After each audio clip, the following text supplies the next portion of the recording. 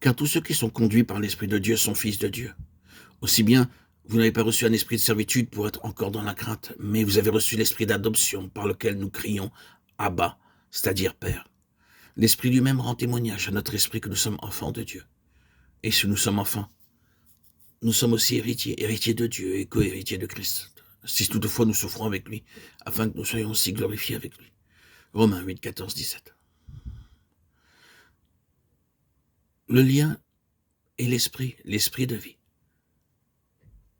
Nous sommes conduits par l'esprit d'adoption, l'esprit rendant témoignage à notre esprit.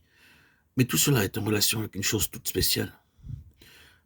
Passons à la lettre aux Galates, afin de racheter ceux qui étaient sous la loi et de nous faire obtenir l'adoption filiale. Et parce que vous êtes fils, Dieu a envoyé dans vos cœurs l'esprit de son Fils, lequel crie Abba, c'est-à-dire Père. Ainsi tu n'es plus esclave mais fils, et si tu es fils, tu es aussi héritier par la grâce de Dieu. Galates 4, 5, 7. Ce passage est presque une répétition de celui de Romains 8, l'esprit d'adoption, afin de nous faire obtenir l'adoption filiale. Et vous avez oublié l'exhortation qui vous était adressée comme à des fils. Mon fils, ne méprise pas le châtiment du Seigneur et ne perds pas courage lorsqu'il te reprend. Car le Seigneur châtie celui qu'il aime et il frappe de ses verges tout ce qu'il reconnaît pour ses enfants.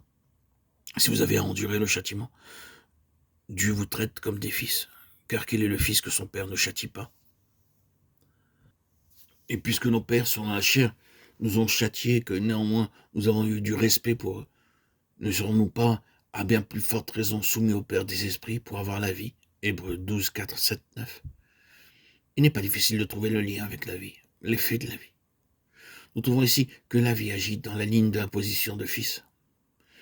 Dans tous ces passages, l'état de fils est présenté en relation avec la vie et l'esprit de vie.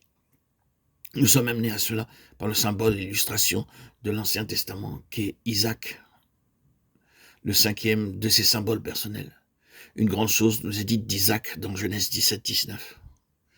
Dieu répondit, non, c'est Sarah, ta femme, qui te donnera un fils, tu l'appelleras Isaac, et je ferai alliance avec lui, alliance qui sera perpétuelle pour sa postérité après lui. Ici, Dieu règle positivement et pour toujours la question de savoir ce que représente Isaac dans l'économie divine.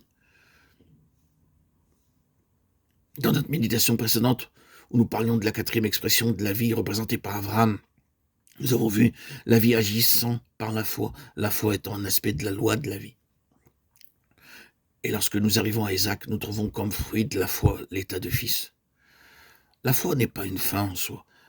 La foi produit l'état de fils, car la foi d'Abraham, à son point suprême, reçoit Isaac hors du pouvoir de la mort, hors de la portée de la perte du temps, sur une base de résurrection.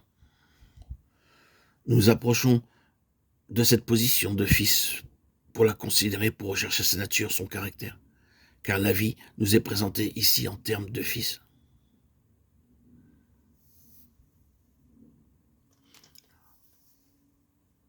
Isaac était en vérité quelque chose de Dieu, entièrement et uniquement de Dieu. Il n'était pas le fruit de la nature.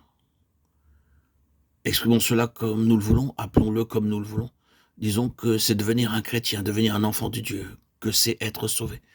Donnons à cette expérience le nom que nous préférerons. La réalité qui y répond est entièrement en dehors du pouvoir de la nature.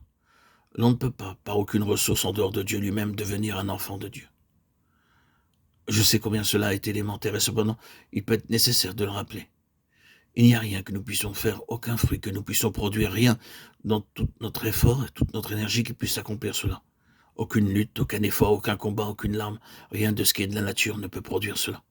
Ce qui est né de la chair est chair, et cela signifie dans la Bible que la chair, ce n'est pas ce qui est né du corps, c'est quelque chose de plus que cela. La chair signifie ici le pouvoir naturel. C'est pourquoi nous ne pourrons jamais, ni par le raisonnement, ni par la discussion, ni par l'insistance, ni par la persuasion, ni par les caresses, obliger une âme à devenir un enfant de Dieu.